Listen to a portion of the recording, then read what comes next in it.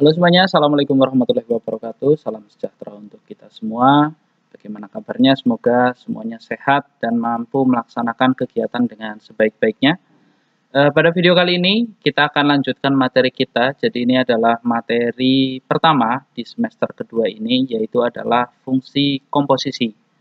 Nah, apa itu fungsi komposisi? Nanti kita akan mempelajarinya mengenai konsepnya dan bagaimana cara mengkomposisikan dua buah atau tiga buah fungsi secara sekaligus. Sebelumnya kita akan memahami dulu definisi dari komposisi ini dengan sebuah permisalan. Jadi kita misalkan kita memiliki beras. Nah, beras tersebut dimasukkan ke dalam sebuah mesin yang kita anggap sebagai mesin satu. Nah, dari mesin satu ini maka akan dihasilkan tepung. Nah, tepung yang sudah jadi, jika dimasukkan ke dalam mesin kedua, akan menghasilkan kue. Jadi, mesin kedua ini mampu mengubah tepung menjadi kue. Itu adalah kejadian pertama. Nah, kejadian kedua, di sini ada sebuah mesin, yaitu mesin ketiga, yang berbeda dari mesin satu dan mesin dua, yang mampu mengubah beras langsung menjadi kue. Nah, jadi intinya mesin satu dan mesin dua itu digabungkan menjadi satu dalam mesin 3. Artinya dia bisa mengubah beras langsung ke kue. Nah, apa hubungannya dengan fungsi komposisi? Nah, kita lihat permisalan berikut. Jadi permasalahan kedua. Nah, di sini ada sebuah pemetaan ya. Jadi ada pemetaan yang dilakukan oleh fungsi G lalu dilanjutkan oleh fungsi F. Nah, sekarang coba kita hitung sama-sama hasil pemetaan dari fungsi G lalu dilanjutkan ke fungsi F ini. Jadi, oke, kita perhatikan. Di sini domainnya adalah A. Jadi anggotanya ada 2, 3, dan 5. Dia akan dipetakan atau ya dipetakan dengan fungsi Gx yaitu 2x plus 3 menjadi B. Nah, dari B lalu dia dipetakan kembali ke himpunan C oleh fungsi fx sama dengan 5x min 2. Nah, sekarang kita hitung satu-satu mulai dari 2 dulu. 2 kita petakan ke B. Berarti nanti kita masukkan ke sini. Jadi 2 kali 2 tambah 3, 4 tambah 3 berarti 7. 7.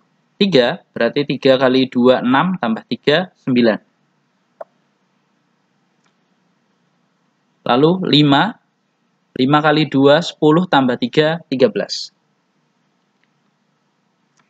Nah, lalu setelah dihasilkan fungsi B ini, mari kita petakan kembali menggunakan fungsi fx yaitu 5x min 2, sehingga 7 kali 5 itu adalah 35 kurangi 2 berarti 33.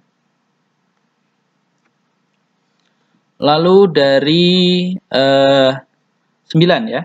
9 kali 5 45. 45 dikurangi 2 berarti 43. Lalu ada 13 kali 5. 13 kali 5 itu berarti 65. 65 ya. Ya, 65 dikurangi 2 itu berarti 63. Nah, itu adalah kejadian pertama. Di mana dari A langsung dipetakan ke B, lalu kemudian dipetakan lagi ke C dengan dua fungsi ini. Gx lalu dilanjutkan fungsi fx. Nah, kemudian ada kejadian kedua di mana A akan dipetakan ke C oleh sebuah fungsi hx yang nilainya adalah 10x ditambah 13. Fungsinya seperti itu. Nah, kita hitung. Berarti 2 kali 10, 20 tambah 13, berarti 33. Kemudian 3. 3 kali 10, 30 tambah 3, 43. Lalu ada 5 kali 10, 50 tambah 13, 63. Nah, dari perbandingan awal, dari permasalahan 1 mengenai mesin tadi, dapat kita simpulkan bahwa ada korelasi antara permasalahan pertama dan permasalahan kedua yang kita tuliskan di sini, di mana A itu bisa langsung menuju C tanpa harus melewati B oleh sebuah fungsi. Jadi fungsi ini dan fungsi ini itu digabungkan menjadi satu. Dihasilkanlah sebuah fungsi baru yang bisa langsung memetakan A ke C tanpa harus melewati B. Jadi konsepnya seperti itu. Nah, konsep itu yang disebut sebagai komposisi fungsi. Jadi, istilah komposisi fungsi di sini adalah menggabungkan dua buah fungsi atau lebih. Jadi, tidak hanya dua, bisa 3, 4, ataupun 5 fungsi secara sekaligus digabungkan menjadi sebuah fungsi baru. Nah, bagaimana cara penulisannya? Jika sebuah fungsi dipetakan dari G, jadi A dipetakan ke G, lalu dipetakan lagi oleh F, maka ditulis sebagai F bundaran G, X. Seperti ini. Jadi, ini disebut sebagai komposisi dari fungsi G kepada fungsi F. Nah, dibacanya F bundaran GX. Ini kebanyakan beberapa siswa kalau membaca di awal dan tidak tahu konsepnya dianggapnya sebagai fog X. Ini dianggap sebagai huruf O, tetapi itu bukan O, melainkan sebuah bundaran. Dan bundaran ini merupakan sebuah simbol untuk menggambarkan atau menunjukkan bahwa operasi yang digunakan adalah operasi komposisi. Jadi sebuah fungsi kalau ditulis F bundaran G, maka yang dilakukan pertama itu adalah G-nya terlebih dahulu. Jadi seperti di contoh ini, G dulu baru F. Nah, ditulisnya sebagai F bundaran GX. Sehingga HX ini ya, HX itu merupakan F bundaran GX. Jadi HX itu merupakan komposisi fungsi G lalu dilanjutkan F. Seperti itu. Tapi kita baca sebagai F bundaran GX. Nah, ini adalah definisi dari komposisi fungsi. Oke, kita lanjutkan.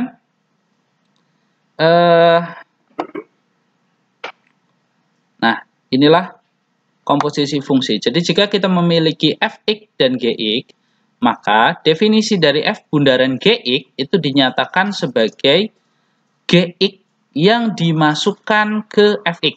Jadi yang dimasukkan itu yang dari belakangnya, bukan dari depan.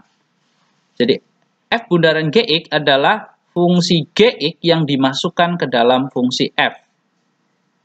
Begitupun F bundaran G bundaran Hx. Itu berarti fungsi H yang dimasukkan ke fungsi G, lalu dimasukkan lagi ke fungsi F. Jadi H-nya ada di dalam sendiri. Seperti itu. Nah, di sini nanti ada sifat-sifat komposisi, ada 3. Silahkan kalian bisa cari di internet dan dilengkapi. Salah satunya adalah nanti kalau misalnya ada 3 seperti ini, maka kita bisa G dimasukkan ke dalam F dulu. Jadi sebuah fungsi baru H-nya yang dimasukkan ke hasil gabungan ini. Atau ini dikerjakan terlebih dahulu baru masukkan ke dalam F. Itu salah satunya. Jadi silahkan kalian bisa cari di internet untuk melengkapi sifat-sifat komposisi, karena itu sangat penting untuk menyelesaikan soal-soal komposisi fungsi. Nah, sekarang kita masuk cara pengerjaannya, contoh mengerjakan soal komposisi fungsi. Oke, di sini kita memiliki Fx sama dengan 8x min 6 dan Gx sama dengan min 3x plus 5. Pertanyaannya adalah, tentukan F bundaran Gx dan G bundaran Fx. Jadi, yang ini kita mencari Fg yang dimasukkan ke F, dan ini yang kedua kita mencari F yang dimasukkan ke G.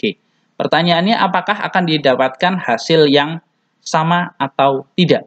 Gitu ya. Nah, sekarang kita kerjakan. Jadi, kita kerjakan yang pertama dulu, F bundaran G.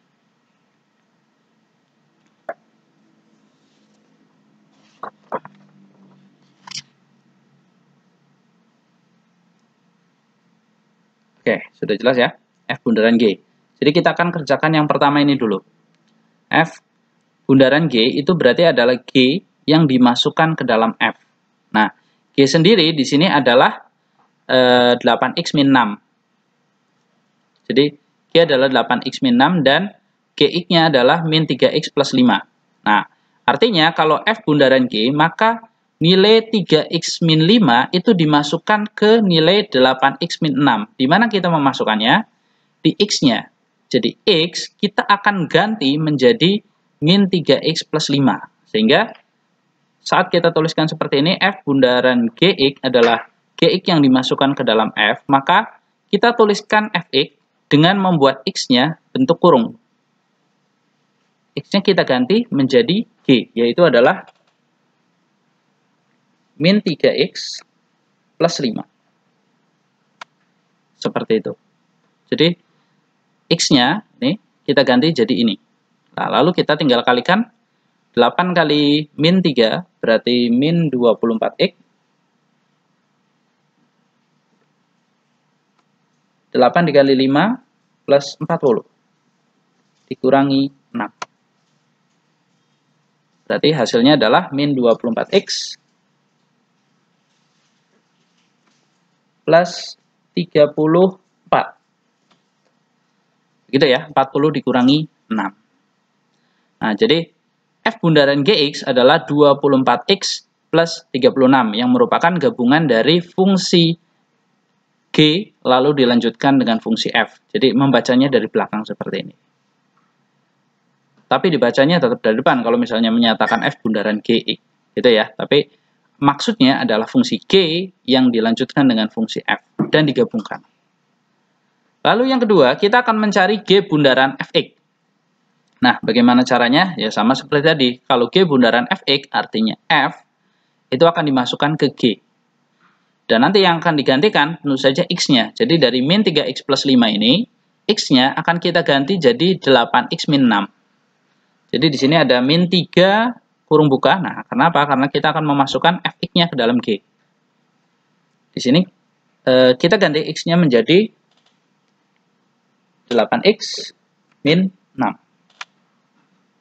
Nah, lalu kita kalikan, berarti min 3 kali 8, min 24x. Lalu min 3 kali min 6, berarti plus 18. Ditambah 5. Seperti ini ya. Sehingga kita dapatkan min 24x ditambah 23. Oke. Seperti itu. Nah, sehingga dapat kita simpulkan bahwa F bundaran Gx itu tidak akan sama dengan G bundaran Fx, walaupun dalam beberapa soal atau dalam beberapa kasus didapatkan F bundaran Gx itu akan sama dengan G bundaran Fx. Tetapi sifat dasarnya G bundaran Fx dan F bundaran Gx itu hasilnya tidak mungkin sama. Jadi secara dasar tidak mungkin sama, tetapi memang ada beberapa kasus yang hasilnya bisa sama. Itu fungsinya adalah fungsi-fungsi tertentu yang memang dikhususkan, jadi khusus spesial. Nah, silakan nanti kalian bisa mencari di berbagai sumber, misalnya dari internet, cari di mana fungsi yang bisa membuat F bundaran Gx sama dengan G bundaran Fx. Silakan ya. Tetapi pada dasarnya kalau kita membuat fungsi sembarang, pasti tidak mungkin sama. Oke, yang kedua, contoh kedua nanti sama, seperti ini. Jadi kita cari F bundaran Gx dan G bundaran Fx. Nah, lalu tentukan saat X-nya sama dengan min 3. Artinya, ya sama seperti tadi, kita kalau di sini F bundaran G, berarti G itu dimasukkan ke Fx-nya. Nah, berarti di sini kita ganti dengan G-nya. G-nya di sini adalah 5x min 2. Berarti di sini kita ganti 5x min 2. Di sini juga 5x min 2. Seperti ini ya. Nah, ingat, di sini ada bentuk kuadrat, maka itu harus didahulukan. Berarti kita bisa tulis 4 kurung buka 5x min 2 dikali 5x min 2 dikurangi 3 dalam kurung 5x min 2 ditambah 8. Nah, ini dikalikan silang terlebih dahulu seperti perkalian aljabar, suku-suku aljabar ya. Jadi dikalikan jadi 5x kali 5x, 5x kali min 2 kali 5x, terus min 2 kali min 2. Sehingga kita dapatkan 4 kurung buka 25x kuadrat dikurangi 10x dikurangi 10x ditambah 4 dikurung. Lalu yang ini kita kalikan langsung saja. Min 15x plus 6 plus 8. Silakan nanti dikoreksi kalau ada yang salah ya. Seperti itu. Nah, lalu tinggal dikalikan 100x kuadrat dikurangi 40x dikurangi 40x ditambah 16 dikurangi 15x ditambah 6x 6 ditambah 8. Nah, ini terakhir tinggal disederhanakan bentuknya. Jadi karena di sini ada beberapa x, min 40 dengan min 40 berarti min 80 dengan min 15. Berarti nanti hasilnya adalah min 95x. Jadi sama dengan 100x kuadrat dikurangi 95 tadi ya, 95x. Nah, terus yang sisanya ada 16 ditambah 6, 22, 22 ditambah 8, 30. Nah, itu f bundaran gx. Kalau fungsi fx-nya adalah 4x kuadrat dikurangi 8x ditambah 8 dan gx-nya sama dengan 5x min 2. Jadi prosesnya seperti itu kalau ada bentuk kuadrat gitu ya. Kalau ada bentuk kuadrat maka harus dikuadratkan terlebih dahulu. Atau kalau pangkat 3 ya berarti harus dikalikan sebanyak 3 kali silang. Nah, nanti silakan dicek lagi, siapa tahu ada hitungan yang salah.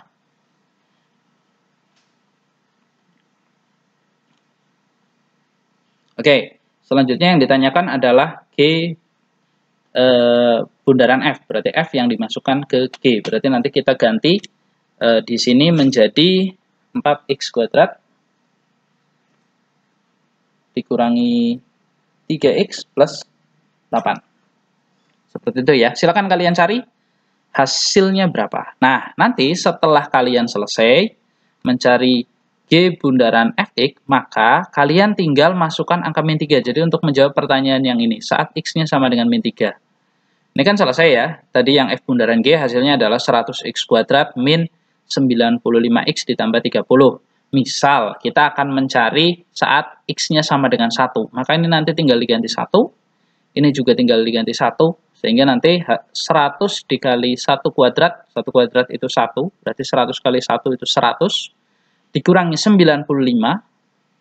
Karena ini 95 kali 1. Ditambah 30. Berarti 35 hasilnya. Itu kalau misal kita mencari F bundaran Gx saat untuk X-nya sama dengan 1. Nah, untuk yang ini berarti nanti kalian silahkan cari dulu hasilnya seperti apa. Setelah itu masukkan angka min 3 untuk bisa menemukannya. Begitu untuk contoh kedua. Nanti di contoh ketiga kalian akan melakukan hal yang sama dengan 3 buah fungsi. Jadi kalau 3 buah fungsi berarti nanti pertama kita lakukan dulu untuk GHX-nya. Jadi ini didahulukan yang di dalam. Jadi kita cari, setelah itu ketemu GHX itu yang dimasukkan ke F. Oke, kita langsung coba kerjakan saja ya. Jadi yang ini. Nah, contoh ketiga. Jadi ada 3 buah fungsi. Tentukan F bundaran G bundaran HX. Maka normalnya kita akan mulai dari belakang dulu. H akan dimasukkan ke dalam G. Berarti nanti di sini H-nya itu adalah 8x min 6, gitu ya. Oke, biar sedikit berbeda, karena ini ada 8x min 6 dan 8x min 6, kita ubah saja yang ini jadi plus. Nah, silakan nanti di modul kalian bisa perbaiki ya, kalau masih salah. Semoga sih sudah Bapak perbaiki. Nah, jadi nanti 8x min 6, dan 8x plus 6 untuk fx, min 3x plus 5 untuk gx, dan hx-nya 8x min 6. Berarti nanti kalian tinggal masukkan yang 8x min 6 itu di sini. 8x min 6. Berarti hasilnya adalah min 24x plus 18 plus 5. Sehingga hasilnya adalah min 24x plus 23. Seperti itu. Jadi dikerjakan dulu yang belakang ini. Jadi H dimasukkan ke dalam G. Selanjutnya, nanti tinggal kali hasil ini dimasukkan ke dalam F. Jadi hasil min 24x plus 3 ini, nanti silahkan kalian bisa masukkan ke dalam F. F itu kan di sini adalah 8x plus 6. Nah, berarti ini kita ganti jadi plus. Seperti ini. Berarti angka suku 2 min 24x plus 23, itu nanti tinggal kalian hitung ketemunya berapa. Nah, itulah cara mengerjakan fungsi komposisi 3 fungsi sekaligus. Jadi dimulai dari belakang ke depan, terus ke depan lagi. Itu adalah cara normalnya. Karena kenapa bisa disebut cara normalnya? Karena nanti kalian bisa menggunakan beberapa sifat yang tadi Bapak tunjukkan di atas ada 3 itu, silahkan kalian cari, untuk bisa memanipulasi penghitungannya dengan hasil akhir yang nanti adalah sama dan benar. Oke, mungkin seperti itu aja dasar dari Bapak untuk mempelajari fungsi komposisi. Nah, nanti silakan yang belum diisi nih, yang masih kosong ini, silakan nanti kalian tinggal isi sehingga nanti lengkap untuk kegiatan pembelajaran kali ini. Oke, mungkin itu saja dari Bapak untuk pertemuan kali ini pada video kali ini. Semoga bermanfaat mengenai fungsi komposisi. Nanti setelah video ini, kita akan lanjutkan mengenal yang namanya fungsi inverse. Apa itu fungsi inverse? Nanti kita cek di video selanjutnya. Semoga bermanfaat. Sampai jumpa lagi pada pertemuan selanjutnya.